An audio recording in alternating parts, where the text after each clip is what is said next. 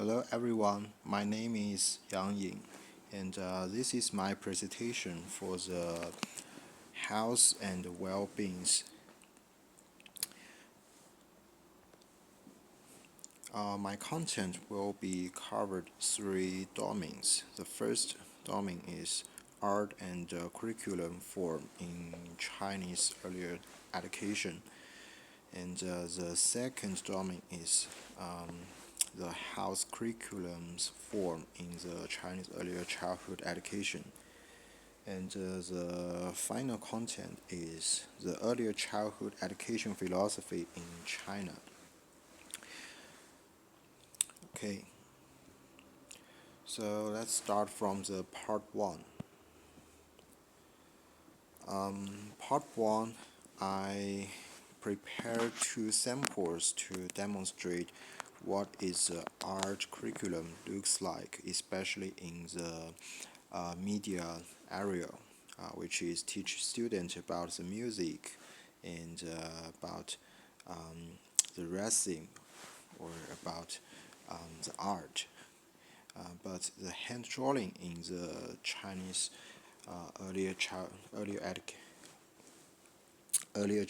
childhood education is, in my opinion, seems to be intentional neglect. So in these pictures, you could see this teacher is standing right in the mid of this circle. She gathered around 15 kids and make them as a circle to sit down on the child-sized chairs. And this child is spank the drums. And this drum is not derived from the China. It's, in my opinion, it's maybe derived from the Africa. But anyway, the spank the drum is a good way to train the children's rhythm sense. And as you can see in the pictures, the group scale is relatively small, and there is parents participate, which is could create a safety environment for the children, and the teacher is having the good interactions with the kid. So this is a good sample I prepared for demonstrate what is positively art curriculum looks like in Chinese earlier childhood education center, which is a kindergarten in China. Okay, so next page, I'm preparing little videos. This video is relatively long, but I just going to show you the first 40 minutes. I'm sorry, I just going to show you the first 40 seconds. So I'll start the video right now. 来，小朋友，今天老师为你们带来一场有趣的表演，我们一块儿来欣赏一下。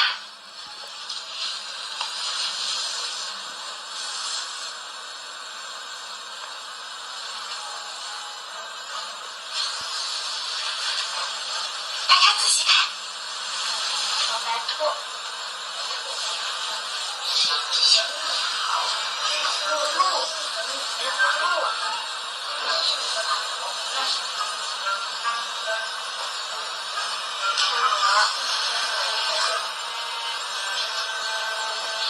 大海，小天鹅，大海和深。Alright, this is start of these videos I prepared. The thing I want to say, I want to comment about this video is the teacher is positively, teacher is purposefully broadened the horizons by using this video to the children because this kind of art form is relatively rare in the education process. But however, there is actually this video is I'm preparing to use it as a negative example because in this video the teacher is speaking the Chinese language, so about the audience to my presentation, you might be not understand what this teacher is saying.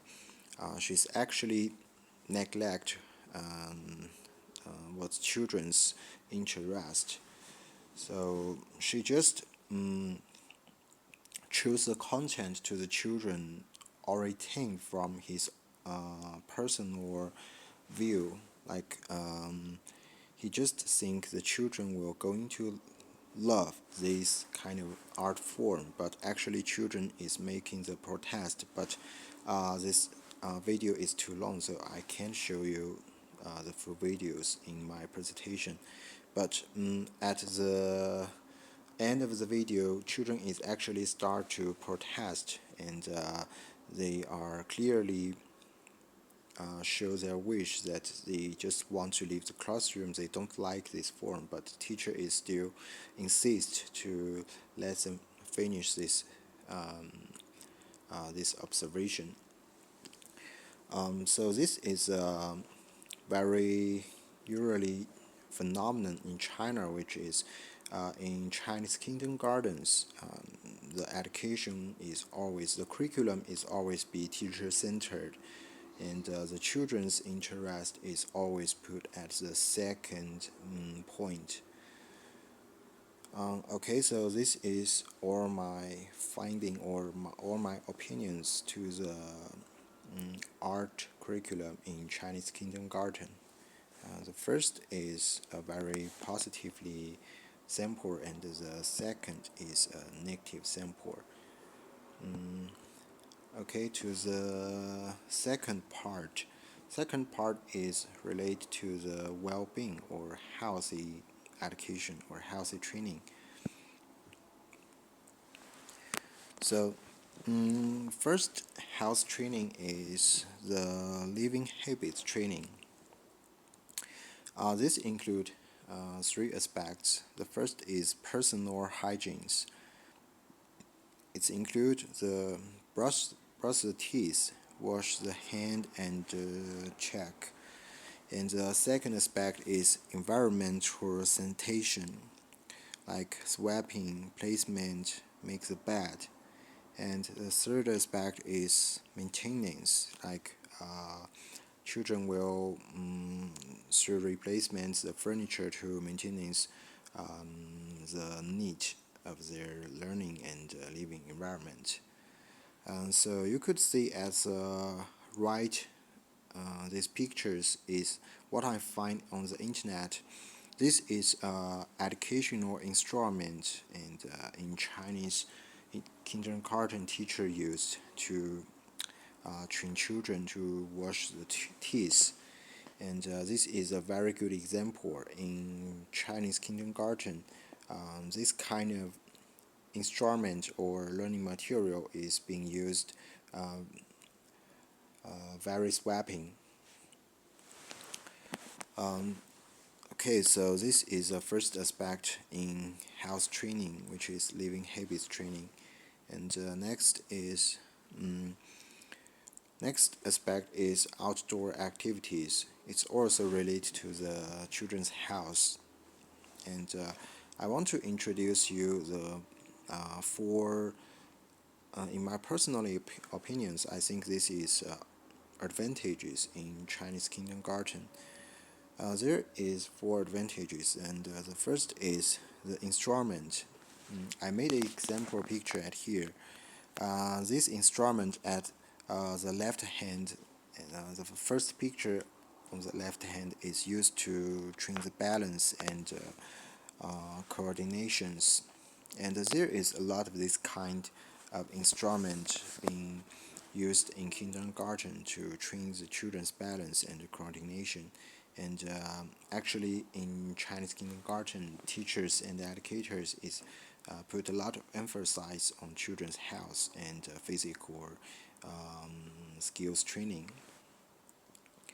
And next picture is I want to show the family relationship that's being used in training the children's physical health.